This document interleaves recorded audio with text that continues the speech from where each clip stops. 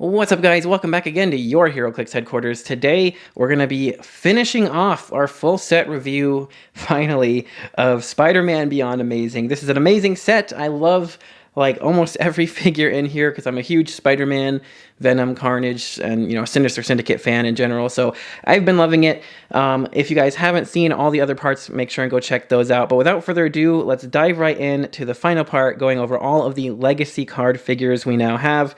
Starting us off with the old #1 Spider-Man. This is actually from the old Secret Invasion set. Back in the day, I heard a lot of people used to call this a McSpidey.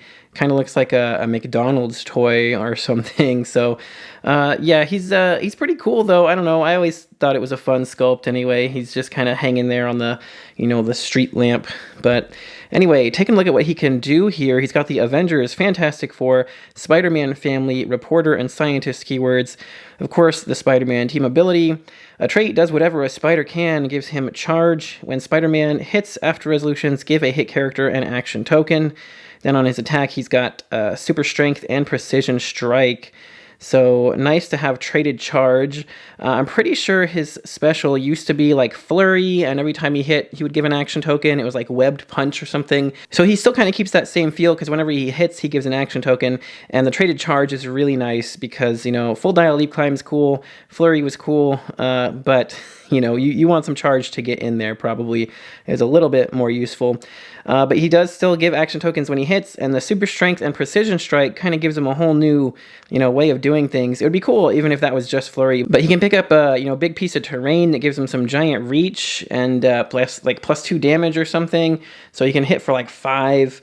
He's got 17 super senses, +1 from the team ability. So 4 through 6 super senses for only 40 points. Pretty great. Leap climb does help with the charge to get around into position and stuff. But yeah, that's pretty much all he's got. They knocked 10 points off him. He used to be 50. I think they did a pretty decent job of both, keeping him true more or less to what he used to do, but also upgrading him and giving him some new tricks to still be useful. So all in all, this is a pretty decent legacy card in my opinion. All right, up next we have the biggest and baddest legacy card of the bunch. I'm so glad I kept this guy. Of course I did, though. I collect all the symbiotes, so this guy wasn't going anywhere for me anyway. But we got the Colossal Carnage from the Mighty Thor set. This dude is so freaking awesome. He was quite the terror back in the day, and he kind of got better. In some regards, a little worse, but I think overall better for sure. He is got the Maximum Carnage symbiote and monster keywords. He's coming in at either 225, 125, 75, or at 10 points. So, of course, you're going to be playing him at that 10-point line for his retaliation effect. I do believe he used to go for, well, it should say right here on his dial, 300, 200, 100, and 10. So they knocked off about 75 points off of the first 2 starting lines, 25 points off that one, and kept that one at 10, which you really can't go lower than 10. I mean, come on. But yeah, you're still just going to play him at the 10 points most of the time. I could maybe see an argument for playing him at 75 sometimes because of his trait here, but yeah, let's just dive right into it. So it says, for all characters with this trait, the first time each turn an opposing character would roll super senses, decrease the result by -1. If Carnage is 75 points or more when he is KO'd, this effect continues for the rest of the game. So, like I said, I could kind of see playing him at 75, just so you continue to get that, -1 on opposing super senses for the whole game, even if he's KO'd. It does give him a lot more life there, and he gets Flurry with a 10 attack, 4 damage, which is pretty nice. And but although I will say that I do like having the 11 attack there, and the sidestep is actually really nice to kind of help position the rest of your team. But then taking a look at this attack power, gives him Blades, Claws, Fangs, and then free if no other friendly character has been placed this turn. Choose an opposing character that attacked Carnage or damaged a friendly character since your last turn. Place Carnage such that he can make a close attack that must use Blades, Claws, Fangs. Targeting the chosen character, then do so. If you do and hit, after resolutions, heal Carnage equal to half the d6 result, and he may heal past the starting line this way. So that's nuts. You could easily, even if you only hit him for like 1 or 2 with the blades, you're still, if you hit them at all, you're still going to heal a click, which is still going to give him a click past his starting line, which he does start on stop and toughness for that last 10-point click there. So even if you do just heal up, I will note that even if you do just heal up into one of these three here, you're not going to be able to regen, because any healing done past the starting line has to come from a specific effect that says it can heal past starting lines. So even if, he lands on the regen, you can't just regen and heal up more. You'd have to somehow, I don't know, I don't think it's physically possible to get him all the way over there to where he could use the same effect again to heal past the starting line again. But I just want to make that clear that he can pretty much only heal up to kind of around here somewhere, which isn't quite as scary. He does then lose his retail effect altogether. But, really the goal is you kind of get in there, you retail, you make a attack, roll for blades, hopefully get some big damage, heal up, and then he doesn't have any type of colossal indifference anywhere. Nothing says that he can't attack smaller characters, so you do just want to then, take a costed action to attack, which is great. I've also found just, if your opponent rushes in, you can kind of just sidestep him out, and he's got like a 4-range triple target, so he can just kind of make a ranged attack on somebody. I did that once in a game. I don't think my friend saw it coming because I just sidestepped, perplexed his range twice, and he shot out 6 squares and KO'd like one of their constructs or something that was kind of in my way. So that was cool. You can do kind of fun stuff like that. But yeah, this dude's nuts. The map wide -1 to super senses on your opponent's team. Only 10 points, being able to just drop in there and, retail, roll for blades, heal up past the starting line. So they'll have to hit him at least twice to KO him is pretty great. Even though he does have like horrible defenses, you kind of have some chance of surviving the next turn to do it again. So yeah, 10 points. This dude's amazing. Obviously, he's like $200 for a reason. He's going to be on a ton of meta teams because why not just throw in a 10-point retail? But he is hands down, in my opinion, the best of the legacy card figures, though that isn't to say that there aren't some other great ones. So I think my point is made with him, so we'll move right along. All right, coming in next, we have Stiltman, and this was a pretty crazy legacy card figure that I did not expect to get. I was a huge fan of this figure back in the day of, what was the original set? The Superior Foes of Spider-Man that this originally came in. I got so many of him, and if you don't believe me, there's a quick look at all the extras that I have because I wanted to build him up to be like, 8 feet tall or something ridiculous. Yeah, and there's just all the bases. I think I have like 1, 2, 3, 4, 5, 6, 7, 8, 9 of him. So yeah, I have a bunch of this guy, so I was really excited to see that he got a legacy card. But unfortunately, it is really hard to actually stack those freaking things on top of each other. They definitely could have done a little bit better job of lining those up or something. I don't know what happened in the mold or whatever with those, but they're really hard to actually stack up more than 1 or 2 tall. So that was kind of unfortunate, but it is still great to see this guy get a legacy card because I have so many of them. So anyway, taking a look at what he can do here, he has the, of course, Sinister Syndicate team ability, as well as the keyword and the armor keyword. And I want to point out that it does say here he's 49 points, which is pretty weird. Originally he was 50. A lot of people have speculated that he was supposed to be 40 and they accidentally hit 9 instead of 0 when they were typing that in there. I could definitely see that happening, but they have not errated him currently as of me filming this. So we pretty much just play him at 49 because that's what's written on him. They might change that in the future still. Who knows? Maybe that's still kind of under review or something. I don't know. Anyway, he's got this rally die on a 6, like all the rest of them. And it says, free, remove any number of Stiltman's rally dice to add up to 2 leg extension tokens per rally die removed. And it says Stiltman starts the game with 2 leg extension tokens. When Stiltman takes damage, for each click his dial would turn, you may choose to instead remove a leg extension token if able. So he starts with 2 of those. You can remove rally dice to get 2 more, and you can just kind of stack those up and get, super tall, even though you're probably really just playing him. You could use those actual things, I guess, to represent them, but that would be really hard to do in the middle of a game. I don't recommend doing it. Probably just want to put like a die or something with the amount of tokens he has on his card. But it would be more fun to do it that way if you're not in a timed game. So yeah, he's got some 10 movement with Force Blast, 10 attack quake, 17 toughness, 3 damage with a special damage power. that, oh, well, first of all, I guess he's got another trait here we should take a look at. It says Stiltman can use the following effects based on the number of leg extension tokens he has. 2 or more, he's giant size. 4 or more, he's colossal.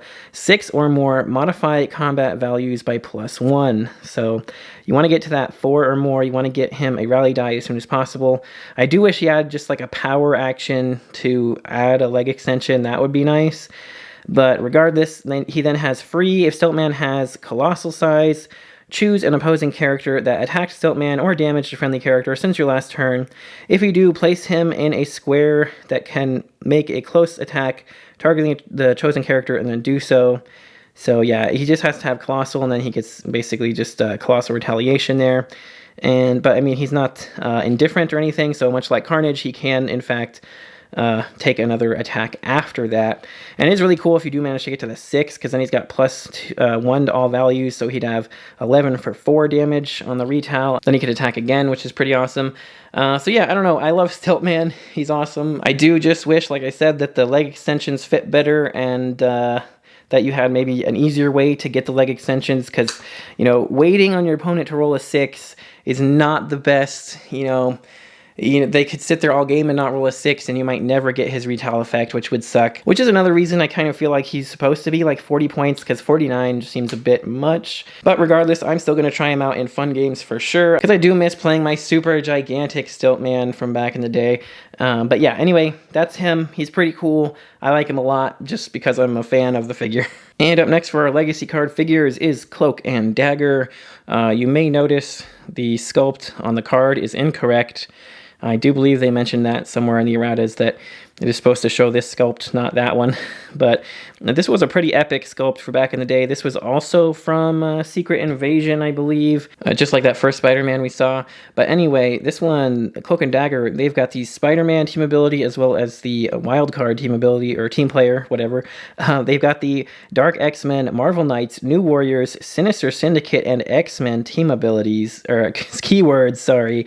So it would be nice if they also had like Spider-Man family. That would have been cool. But regardless, they have a trait that says when Cloak and Dagger attacks 1 or more opposing characters occupying hindering terrain, modify their attack by +2.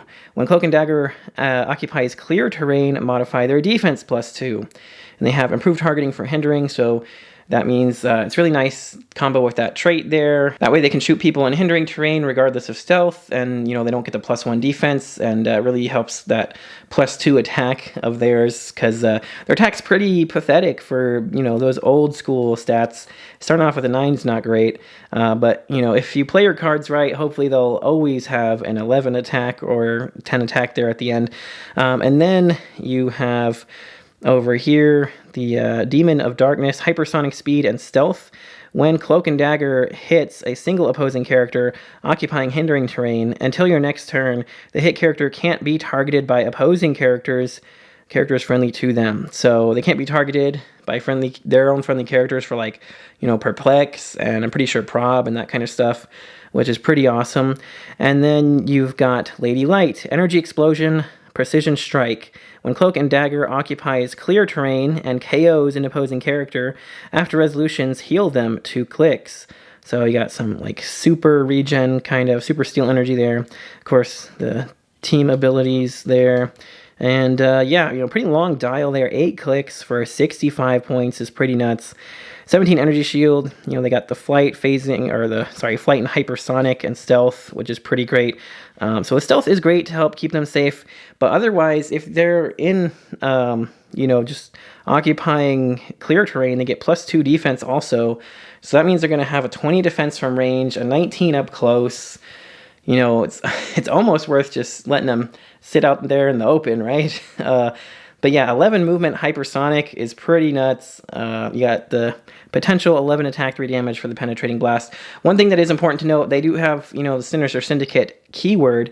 So you could play them on a team with a bunch of other Sinister Syndicates, and, of course, they'd have that team ability to copy with their team player, and that way you can easily get them up to an 11 attack and get that +2 to make them a 13. So pretty nuts for that. And also, if you get somebody with defend him up to an 18 or even 19, then, their other effects will, replace then modify, you guys. It's basic stuff, but remember it's important because you could easily get them up to like a 22, 23 almost defense with, the right person with defend. So pretty crazy. I do like them quite a bit, actually.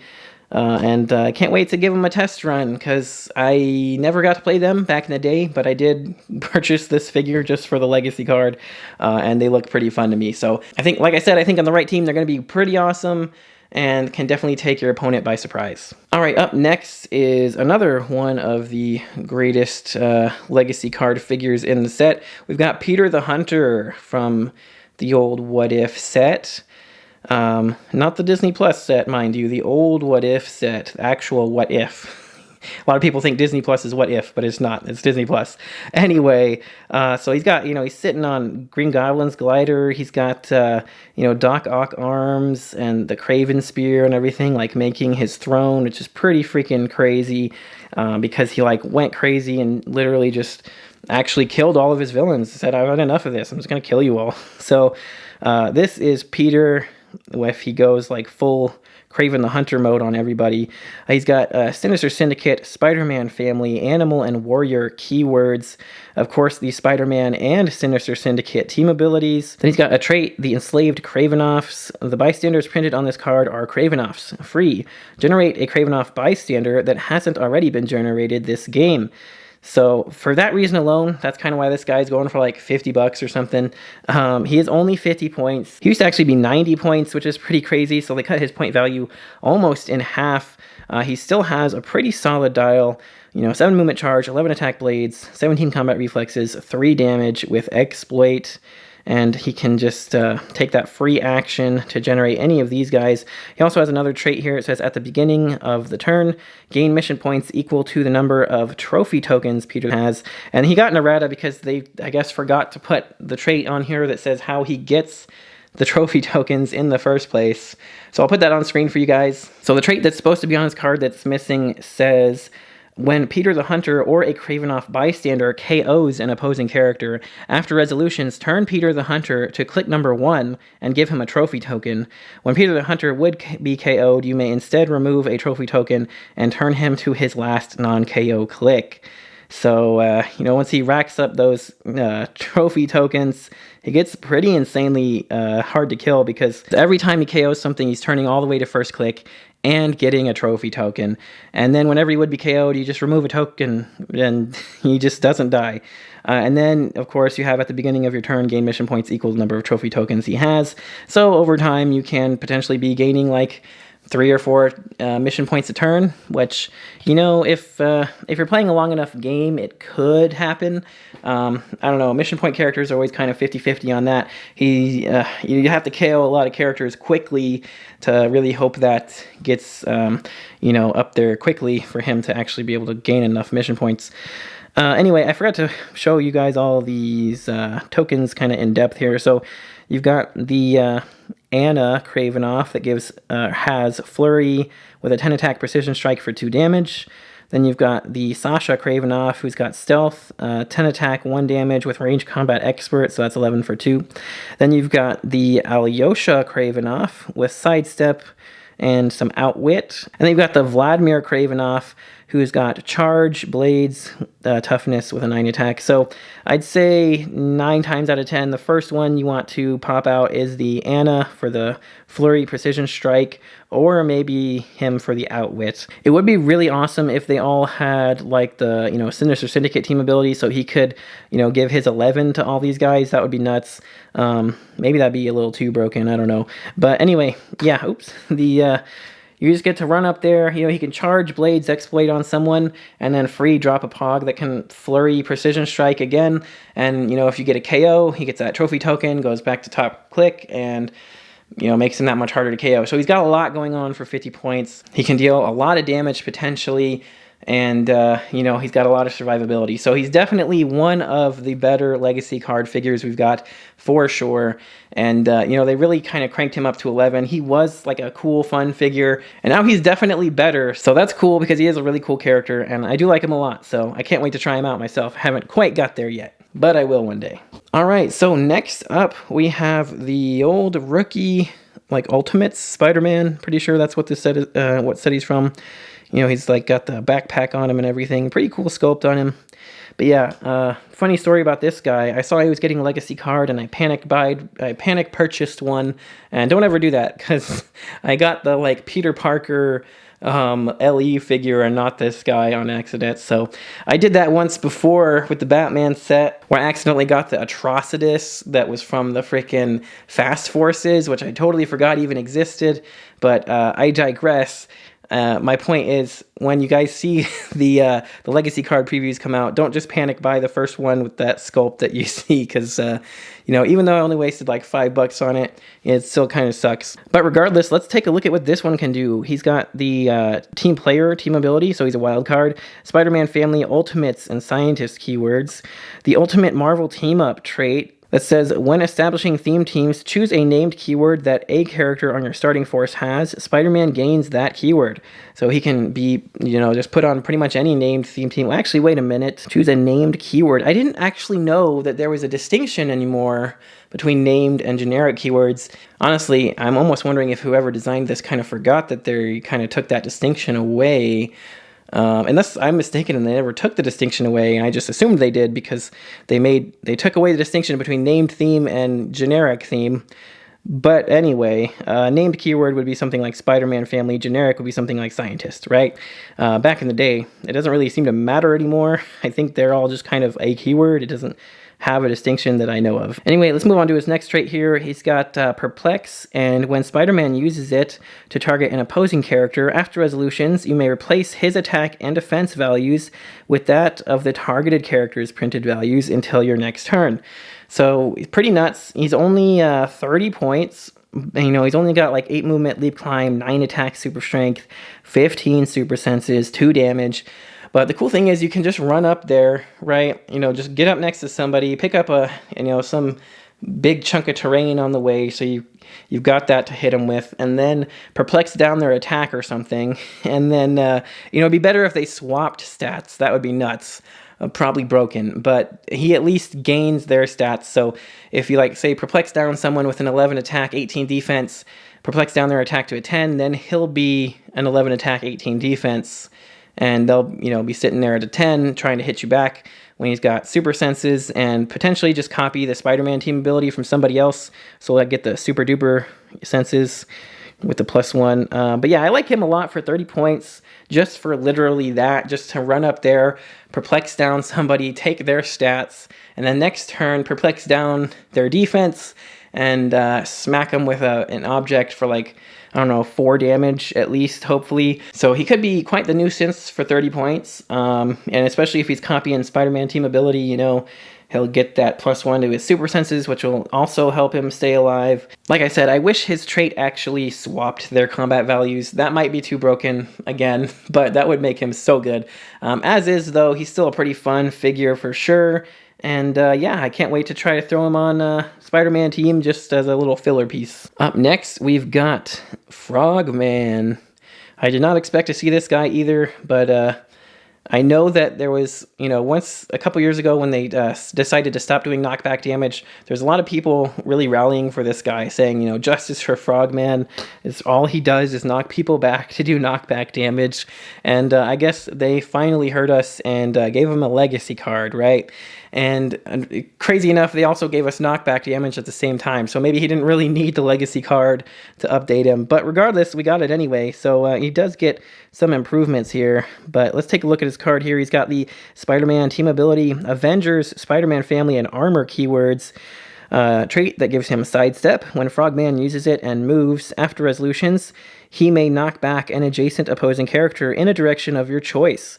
Frogman and adjacent friendly characters can't be knocked back, which is kind of nice. There's definitely more knockback going around nowadays. But yeah, 10 movement with leap climb, 17 toughness, 9 attack, 1 damage, 30 points. He's got like 4 or 5 clicks of health there, so nothing insane really. But he does have that awesome traded sidestep. He also has traded Force Blast. Force Blast as free once per turn when Frogman knocks back an opposing character, and that character's knockback path was 2 squares or less. After resolutions, you may give that character an action token. So yeah, the cool thing there is he can sidestep, knock somebody back, hopefully take a knockback damage, and then free force blast somebody. They can get knocked back, take a knockback damage. Then he could power action knockback, force blast to knock them back and take a knockback damage. And during any one of those, once he knocks them back, he can give them an action token. So this guy, for 30 points, you know, he can be sneaky. If you pin somebody up against the wall that doesn't have a damage reducer, he can just sit there and, you know, ping pong them right against the wall, boing, boing, boing, boing, boing, just knock them around for a bunch of damage, because, you know, it's 2 or less, so 0 squares, you know, that can be a thing. Their knockback path is right next to a wall. You know, sidestep into them, knock them back for 1, free force blast, knock them back for 1, power action force blast, knock them back for 1. He could easily do some free knockback damage and give a token, which is great. So I think he's pretty sneaky for 30 points. You know, he doesn't look like much on the surface, and he can barely take a hit, but if he does manage to survive the one hit, you know, he got super senses on a 4 through 6 on the back half of his dial, so that can kind of help him stay alive. And yeah, I think he's really great actually for 30 points, and I can't wait to try, you know, testing him out on some teams. Actually, I was thinking about giving him the Shocker gauntlets, because then he could also knock back all adjacent opposing characters whenever he uses Force Blast. So there could be something there for sure. So mark my words, you might be able to see Frogman in the meta just sneaking up on you for that knockback damage. All right, but up next we have another character from the Superior Foes of Spider-Man set. Frogman was also, I don't remember if I mentioned that, but so is this guy, Morlun from the Superior Foes. So yeah, he also used to come with like a slash marker thing that he used to do back in that set. Go like put it on him and they would take some extra damage or something. I don't remember. Nobody ever really used those too much, even though it was a really cool idea. I did like the FX bases idea a lot. I kind of wish they would have pursued that a little bit more, and you know, maybe they'll try it again someday. But regardless, this one is entirely different. He's got Animal, Brute, Cosmic, Monster, and Mystical keywords. Psychic Vampire. Morlun starts the game on click number 4. When Morlun hits, give a hit character an imprint token. Then he's got Steel Energy. When Morlun uses it, he may heal past his starting line. Then he has Poison. When Morlun uses it and damages one or more opposing characters, after resolutions, you may heal 1 click, and he may heal past his starting line. So that's pretty awesome. I don't think he can actually heal past... Oh, yeah. Yeah, whatever. So that's pretty awesome. You can actually, you know, potentially heal like 2 clicks past the starting line if you manage to punch somebody and poison them in the same turn, which is pretty nuts. Now, unfortunately, this dude is coming in at a whopping 150 points. I believe he used to be, you know, in the neighborhood of like 150, 200-ish. Like maybe like 175 or something. I don't know. He was up there for sure. He was way up there. Oh, you can actually see the slash marker thing that he had, the FX base there on the card. So they definitely knocked him down a few points. I don't remember how many points he was exactly. I actually remembered it's on the dial. He was 200 points. So yeah, he used to be 200. So they knocked 50 points off him, which is pretty nice. But then taking a look at his movement power gives him phase teleport, plasticity, free, place Morlun adjacent to a character with an imprint token, and then after resolutions, remove the imprint token. So, yeah, basically whenever you hit somebody, he gives them that token, and even if they run away or something, you kind of just place him adjacent to them so they can never get away from him. He's got, you know, charge, super strength, 18, impervious, 4 damage, with some empower, and he does get up pretty crazy stats there. If he manages to heal up all the way, he gets like 13 attacks, 6 damage, which is pretty ridiculous. I don't know. All in all, I don't think he's worth 150 points. I don't think he was really great for 200 either back in the day. So this one's a little lackluster to me. He's definitely more of a fun character. Morlun was, you know, a great villain for the whole like Spider-Verse, you know, event type thing and everything in the comics. That was really cool. So it is cool to get a new kind of new version of him. But yeah, I think if they knocked him down, if they'd put him down to like 100 points, just cut his points in half, I think he would have been pretty playable still. 150 is a bit much still in my opinion. So unfortunate, but he is still cool nonetheless. Up next here we have another one of my personal favorite figures in the set. The old Ultimates Carnage. This was by far my favorite Carnage sculpt for a long, long, long time. It may still be kind of my favorite Carnage sculpt. I just love him, like, you know, lunging out there and everything.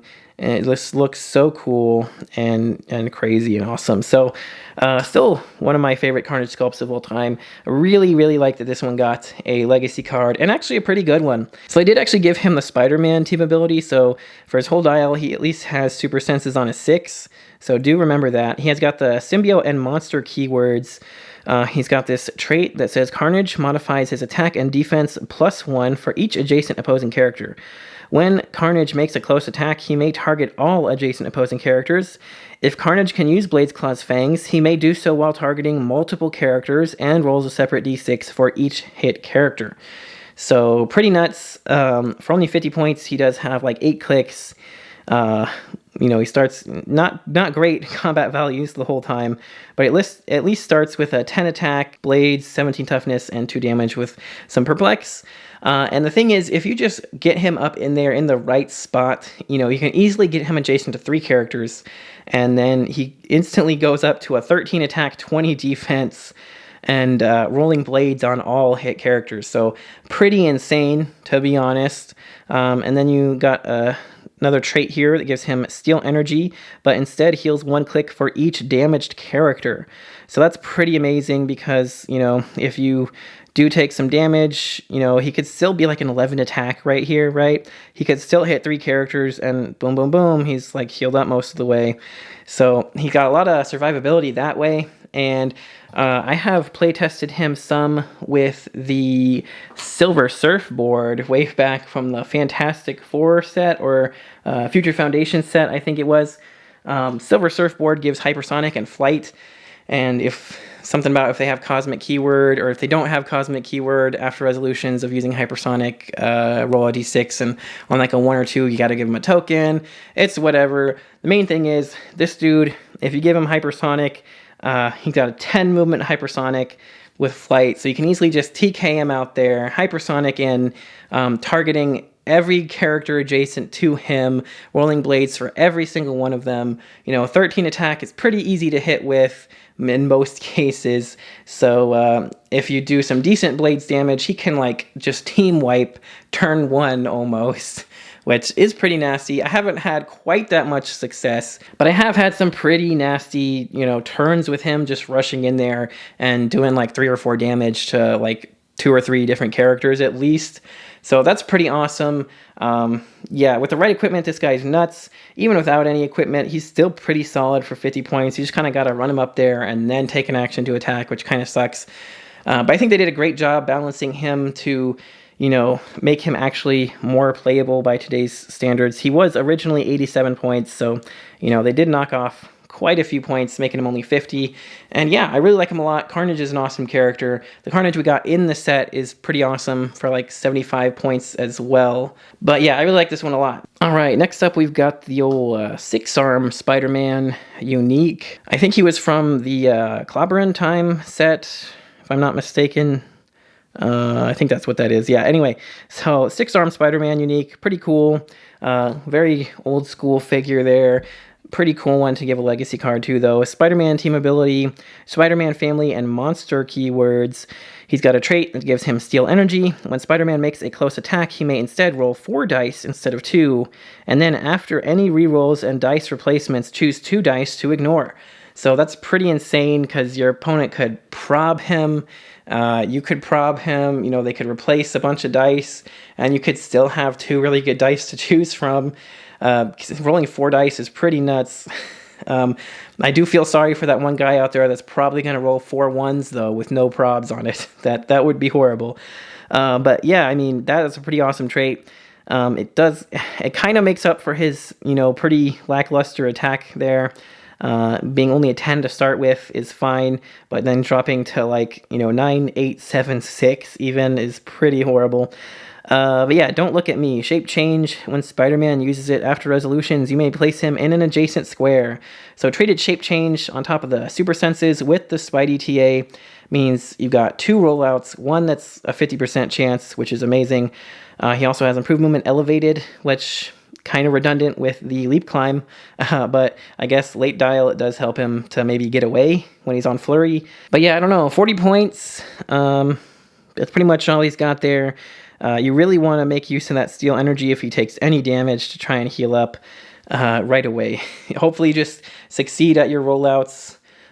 He does only do 2 damage the whole time too, so that's kind of sad. And he doesn't really have any great defenses on the back half of his dial either, unfortunately. So even with the traded shape change, and he'd still have super senses on a 6 too, you know, that helps out a lot for sure. And he can still be flurrying and rolling 4 dice at once on the back half to kind of help out those horrible attack values. But man, even so, I kind of wish he still had like some, I don't know, traded perplex and prob or something. I don't know. He's still not amazing. I mean, 40 points is definitely a huge reduction. He used to be 67. So yeah, definitely took some points off him. Definitely made him better for sure. And I don't know, I kind of feel like this is one of the characters I would have rather just got a new version of. But regardless, I will at least settle for the legacy card this time. Last but not least, certainly, we have the old unique Spider-Man here. Like first appearance in Heroclix of the 2099 Spider-Man, I do believe, and quite an epic sculpt there. I always love these ones, like standing on terrain and stuff with the webs. Very cool looking. I do kind of wish that we would have got a legacy card for the other one that was in like Amazing Spider-Man, I think. But regardless, this one's pretty awesome too. So he's got the Exiles, Spider-Man Family, Future, and Scientist keywords. Of course, the Spider-Man TA. A trait that says when Spider-Man takes damage from an opposing character, after resolutions, give him a vision token. The first time each game Spider-Man would be KO'd, he may instead remove all of his vision tokens. If you do, turn him to click number 8 and heal him 1 click for each token removed. Protected Pulse Wave. So, not too bad. Every time he takes damage, he gets the token. I would say there's at least, once or twice per game, you're going to be able to kind of save his life through the vision tokens. He's only 65 points. He used to be 92 points, so they definitely, knocked like almost 30 points off him. Is pretty good. He was from the, Fantastic Forces, I believe. So, another old school set there. But yeah, he's got a long 8-click dial, as they used to have. Full dial of Leap Climb, you got 10 attack blades, 17 super senses, 2 damage the whole time. Again, he just kind of has the same issues that the Four-Armed Spider-Man has, just that old school dial. It's a long dial, a lot of life to it, but man, those combat values are not great anymore. But he does have probability control, and Spider-Man may use it an additional time each turn for each vision token he has. When he uses it, immediately modify his combat values +1 until your next turn. So that is actually pretty awesome. The traded prob is nice, and if he takes a couple hits, he can use it 2, 3, 4 times per turn. And then, whenever he uses it, you immediately modify all of his combat values +1. So I'm pretty sure that does actually kind of help him out. Maybe I was a little too quick to judge his stats there, because I'm pretty sure that would activate each time he probs. It doesn't say once per turn on that, so, he could prob 2, 3 times and get like +3 to all stats, which, you have to take a couple hits to get there, so he'd be pretty pathetic at that point. But it could at least keep him at like a 10 attack, 17 defense. But it's all combat values, so yeah, that would mean his like movement, range, damage especially would be up there. Actually, I think, you know what, now that I take another look at this guy, if you pair him up with some good support figures, you just run him in there, let him take a couple hits, support him up quickly, so then he can use prob 2 or 3 times per turn and get 2 or 3, +2 or 3 to all combat values, and then he could actually be doing some work for sure. I do wish he had maybe some sidestep or charge or something else traded to give him a little something else to go off of. I don't know, I feel like he's just missing a little something, like he's so close to being actually decent. But regardless, he is an awesome figure, and it is great to be able to play him again with some improvements. So for that alone, pretty cool anyway. But that's going to do it for all the legacy cards of the set, you guys. Let me know down in the comments all your thoughts and opinions on them as well. I'd love to hear it, and the whole set in general, because now we've gone over pretty much the whole thing. So please do let me know all your thoughts. If you guys enjoyed this video, make sure to smash the like button. It does help me out a lot. Don't forget to click that subscribe button so you don't miss any future videos. And if you guys would like to help support the channel even more, don't forget to check the links in the description to join our Patreon so you can see your name here in the credits with all these other awesome people. And, of course, be entered into our monthly giveaways for as little as $1 a month. You can potentially win some awesome prizes from that. So make sure to check that out if it interests you. But that's going to do it for this whole set review. Thank you guys for all of you that stuck with it this whole time. Really appreciate you guys. So yeah, thanks again so much for watching, and until next time, this has been Heroclix Headquarters, signing off.